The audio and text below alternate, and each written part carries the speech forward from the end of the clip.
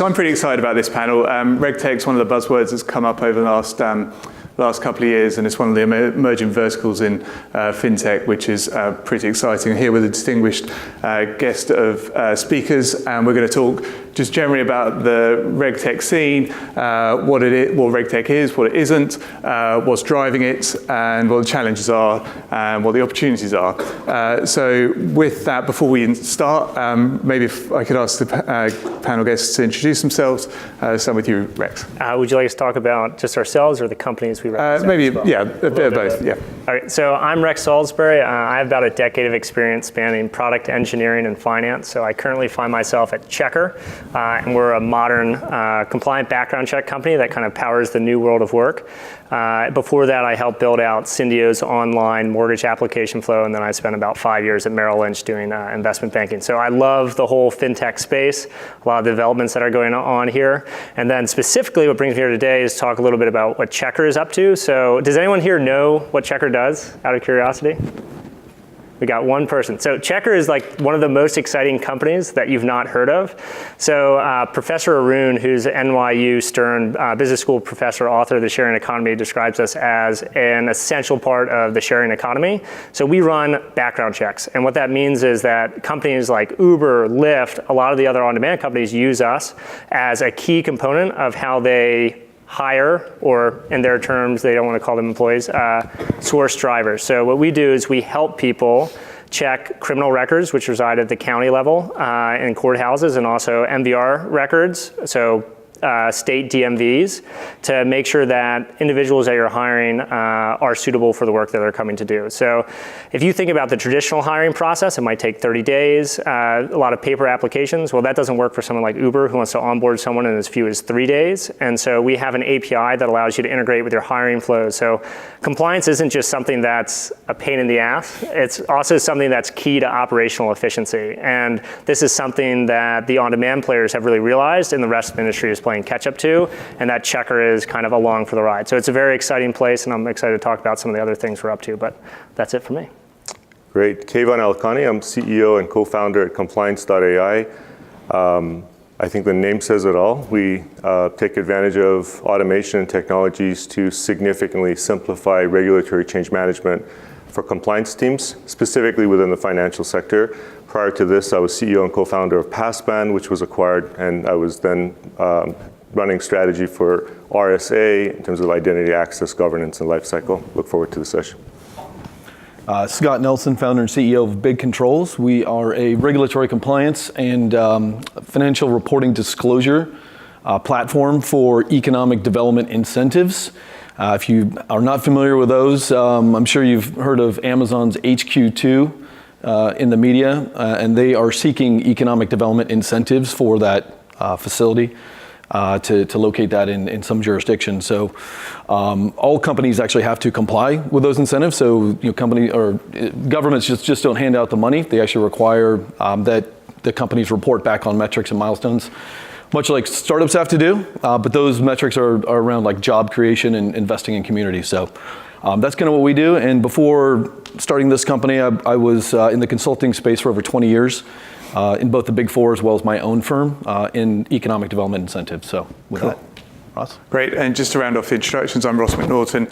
I'm a partner at Pennington's. We're a UK law firm based around the tech hubs in the southeast of England, and I recently relocated here a couple of months ago to work in our San Francisco office, so fresh off the boat. So let's start with let's define and just think about what it is that we're talking about, RegTech.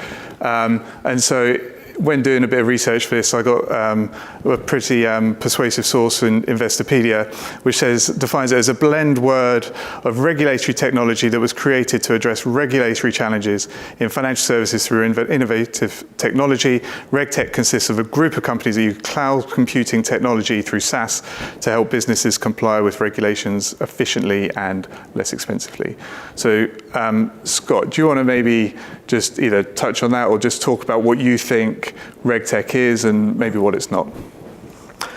I think most people think of RegTech as being born out of the financial services industry, and which by and large most of the companies that that play in the RegTech are, as you said, it really is a blend of the regulatory landscape and marrying that with technology to sort of solve for a lot of the compliance issues that we deal with regulations. But that said, there are a lot of other companies like ours that solve for other regulatory issues, whether that's in the accounting space, the tax space. There's a ton of other regulated industries. If you think about not just banking, but you think about oil and gas, think about healthcare. So there are other companies out there that are developing solutions to solve for those issues. So when I think about RegTech, it's not just in this little vertical, which a lot of people I think are here for. That's fine.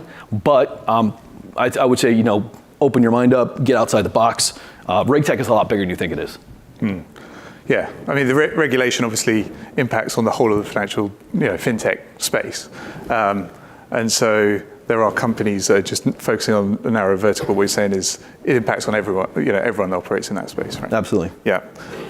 Kevin, what were your thoughts? Yeah, I would say, if you look at legacy definition of governance, risk, compliance, the whole GRC package that we saw from analysts and a lot of good, basically definitions around that, integrated risk management. I think it was clearly transparently identified as an issue where the team that deals with what changed from a regulatory perspective, how do you deal with it, how do you manage it, deserve their own solution, deserve their own focused solution. I think that has what's given time and space for RegTech to exist as a space all by itself, saying there are now technologies available that can help automate, simplify, and greatly make efficient the process of managing regulatory changes. And from the other side, you have the demand for that in the market. So I look at it as a very well-defined splice of the integrated risk management solution, the 12-headed beast, if you will, that you need in the company to manage risk end to end. This is one good piece of it. Yeah. Yeah. Okay. And what about you, Rex? Do you have any idea, any sense as to what it is and what it isn't? Like how it's maybe different from, say, legal tech, for example? Yeah, I think it's an interesting space that's kind of emergent as opposed to something that someone architected in a super intentional way. So to give you one example of that, Checker operates as a consumer reporting agency, but we don't do credit reports. We do background checks where the purpose is employment, but we're still governed under the same FCRA that governs credit reports. It just was never really expected to. So you can think about a lot of RegTech stuff as one day companies, they thought they weren't regulated for a long time, and then they realized due to maybe something that happens in the market that all of a sudden they are, and they're regulated under some existing schemes. So you can think about ICOs and the whole debate about are you or are you not a security. And that's how you often get started with needing to have a RegTech company provide you a specific service. But then once you get past that point of like, we have to have this thing, you can start to reframe it and understand how it can tie into the core of your business. So if you think about background checks for Checker, companies have to do it. In part it's to manage compliance, but they're also realizing that if you have the right tooling built around it, it becomes a really important part of your hiring funnel. So for us, they're like about, there are 100 million people with criminal records in America, and that means that they don't necessarily know what employment they may or may not be precluded from. And if we're able to manage that to accurately categorize and report records, then we can actually help companies unlock talent that they otherwise wouldn't have access to. So, and like mentioned, we have an API that can integrate with your various automated kind of tracking systems and your apply flows, et cetera, and that allows you to open up your hiring thing. So if you start with the regulatory component, you can kind of branch out into things that are key to your business. And another example might be around, robo-advisories have kind of really embraced the idea of a fiduciary standard that the Department of Labor put out. So there you have a company that says we're, an advisor, but we're also really excited about thinking about how embracing certain regulatory standards is absolutely core to our business model. So it's something you have to do, but it's something that when you really get into it, you can figure out meaningful ways of driving your business. Right. And so, Rex, you touched a couple of times on operational efficiencies. I want to start with Keyvan on this one. But what is driving this industry? Is it the sort of plethora of regulation that everyone has to deal with, and that's becoming a bit of a headache? Or is it the fact that they were able to deal with that anyway, but this is just a way of greasing the wheels and making it easier? If you look at an average sized bank operating in the United States, maybe in a couple of states offering a couple of commercial products, you find out that the compliance team is spending on average 20 to 30% of their time doing nothing but chasing regulations. What changed? Should I care? How do I prioritize this? who in the organization should look at this, what's the risk to me, what's the gap analysis, what's the implementation, and rinse and repeat every morning for a volume of content that is now ranging for I would say $4 or $5 billion asset under management FSI to be around 1 every 10 to 15 minutes. So now you have a challenge of piling up changes that you have to deal with at the federal, independent, state level agency. Let's not even talk about international, because now you get an explosion. And from that perspective, the approach that has been taken to date is really throwing bodies at it. More professionals, typically from lawyers or legal background, not very cheap, as we all know, especially in the Bay Area. I don't know about the UK right now, but that can add up very quickly, and it's not scalable, the approach of processing thousands of documents on a weekly basis. Here you have technology coming to the rescue and say, imagine if I could come in and use automation, use SAS, use cheap CPU, use machine learning, use natural language processing, a collection of technologies to automate a lot of those processes so you can search, track, monitor changes more effectively, more efficiently. So from one side, you have the cost element, which is driving financial services organizations, I think, to consider. I don't think compliance is ever considered a cash cow. It's more of a cost center. So they're looking at that as how do we control the cost? So this helps with that process. And from the other angle, it provides scalability, provides return on investment by slashing the time and resources necessary to manage regulatory changes. So I think it's a two-sided driver. Yeah. And Scott, have you got any takes on it? Yeah, honestly, I think it's like, you look at the onslaught of regulations that we've had in the past couple decades, and I sort of like look to the root of it. Do we have any Fortune 500 people in the house? Am I going to offend anybody?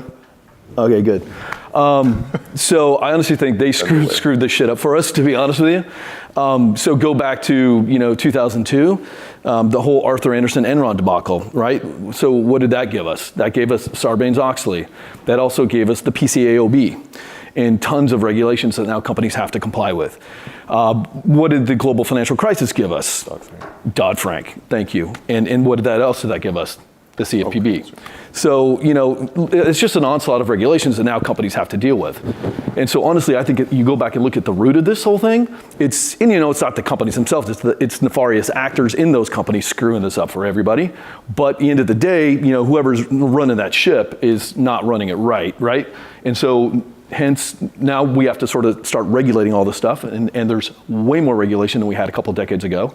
And as Kayvon said, you can't scale that with people. It's just not scalable, right? And so you have to put technology in place to kind of manage that.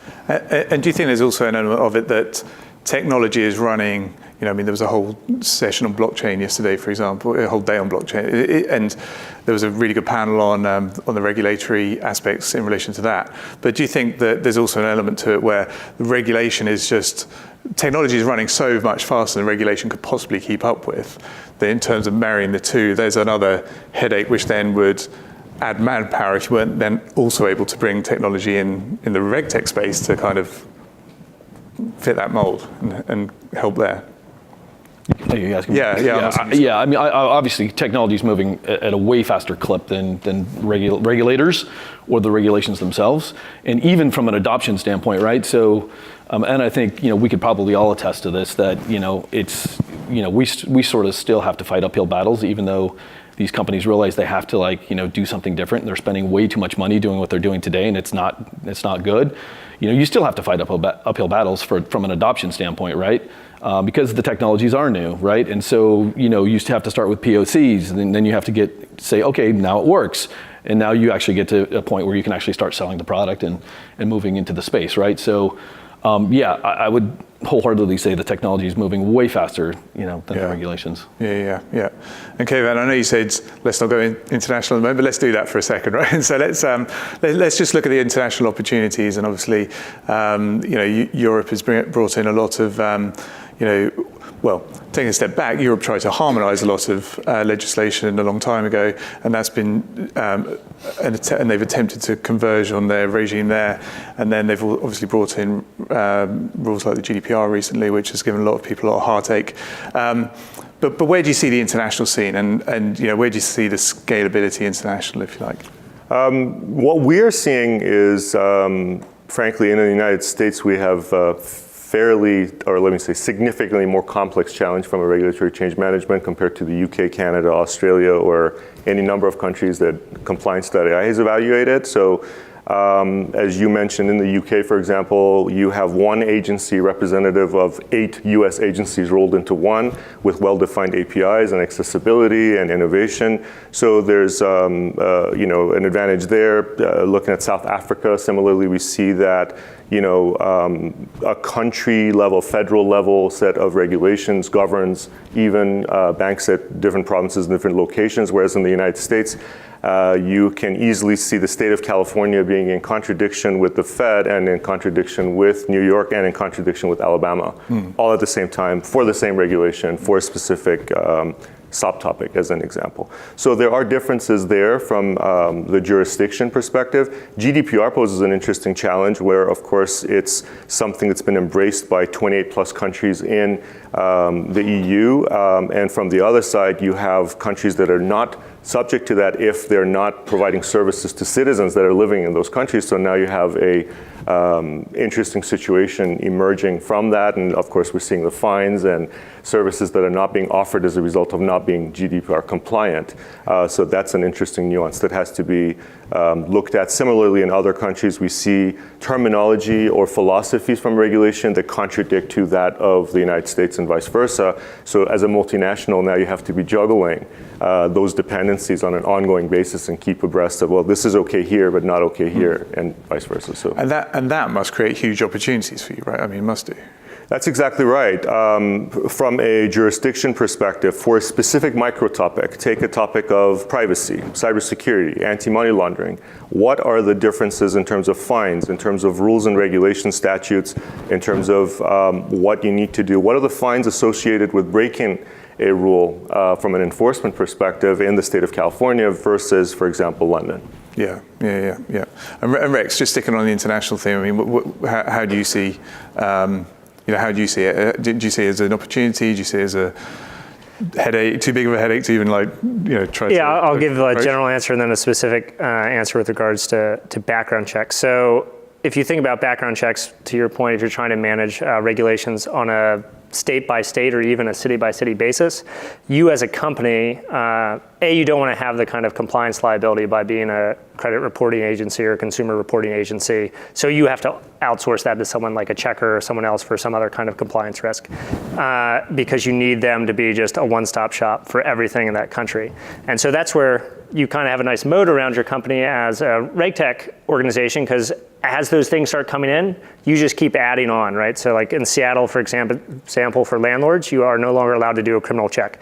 And so if you're someone like Zillow or another online digital brokerage company, you don't necessarily want to have to stay on top of all that sort of stuff. So you can rely on someone else to do that. California has different regulations about look-back periods for drivers than other states do. And so Checker takes care of that. But when you start looking at the international level, Checker realizes it's too difficult to do a great job. And not necessarily enough business crosses lines because it's kind of trapped up. So for Checker, it's very hard to do international background checks because every single country is radically different, both in the records, where they live, the kind of just the origin, the structure, all that of the records, and then also the regulatory framework that kind of encapsulates it. So it's a very hard problem. There are other companies that are trying to kind of be a one-stop shop for this in the fintech space. You can think of an emerging company like Nova Credit. Nova Credit wants to be a one-stop shop to do credit checks on multiple companies or for multiple countries for one individual. But even then, they still only want to service individuals who are in the US who don't have a traditional FICO score. They just need to go and check Mexico or go and check the Philippines to actually see what they can kind of gather. So even when you do see bridging into the international space, it might be focused on just one specific country. That's quite interesting. So depending on where you are in that space, the international scene and the additional complexities that it adds could be an opportunity, but it could be just be a sort of, this looks a bit too difficult. Yeah, that's interesting.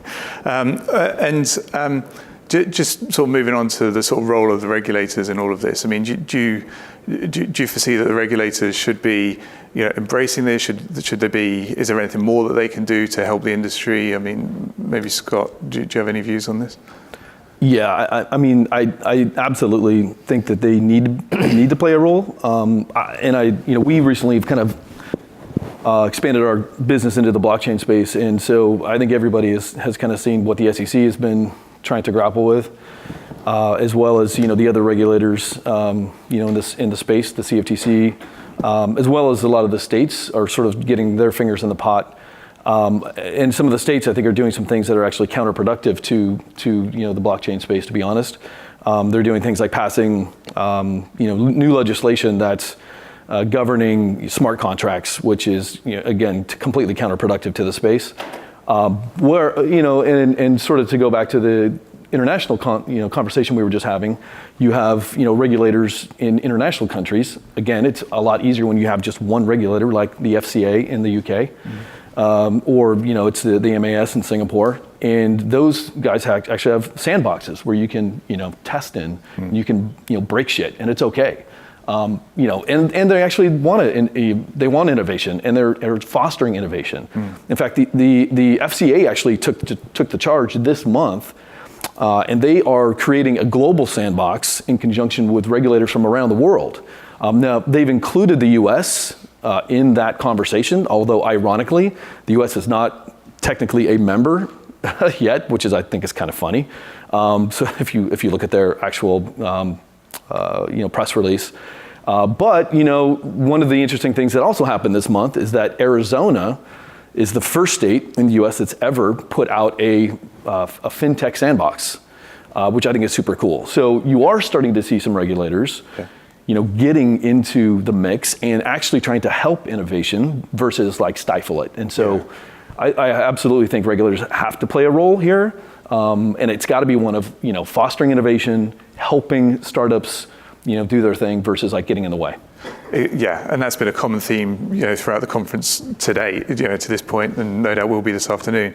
It's just, there is so much that can be done, but navigating that regulatory regime, particularly when you try and go global, is really difficult. So yeah, I agree with that. I just want to pivot a minute, because we're sort of running short on time, but I just want to pivot slightly and just talk about the industry from a sort of, from a people perspective. So where do, Rex, you were saying that you've got 250 employees, I think. And so, what's the makeup of the people within the industry? And is it, hard to attract people into the RegTech space? Are they all ex-tired investment bankers or compliance officers or whatever? Or how does it, how does that make, work? And are you able to achieve diversity and all of that sort of stuff? So maybe Keyvan, if you... Yeah, for us, it's been a mix of the current and former regulators, compliance officers, compliance professionals, professors, even law students, with technologists and people who've been building solutions around compliance, marry the two together. So from one side, you have the user and you're listening to their pain point and providing them a couch to give you exactly what problem they're dealing with on a day-to-day basis.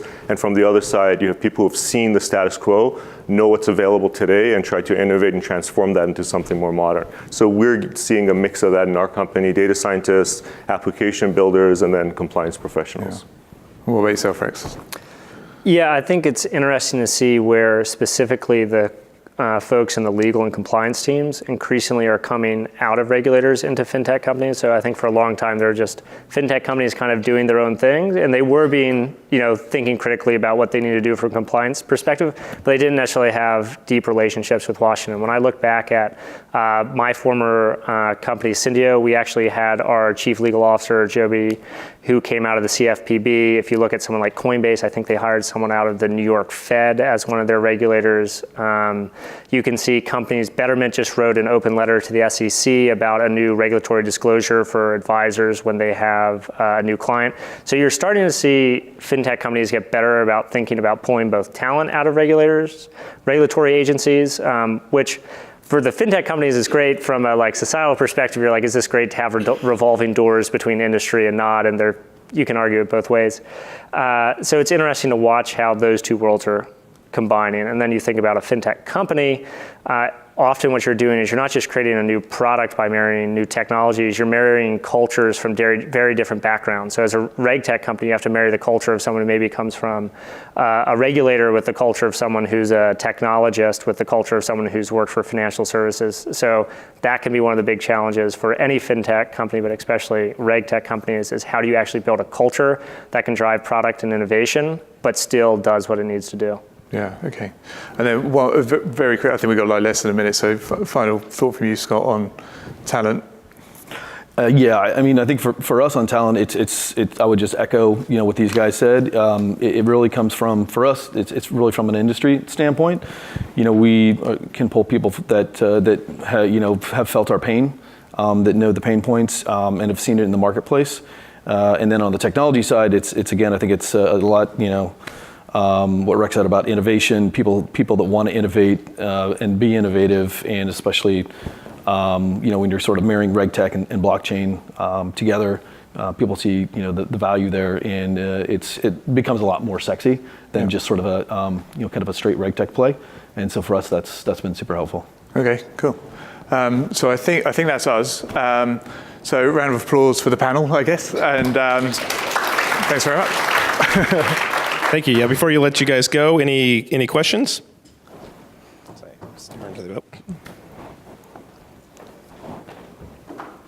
Thanks. Rex, question for you, just about the data that you guys use, especially if you're using public data. It's not a lot. It's really messy. County to county, state to state.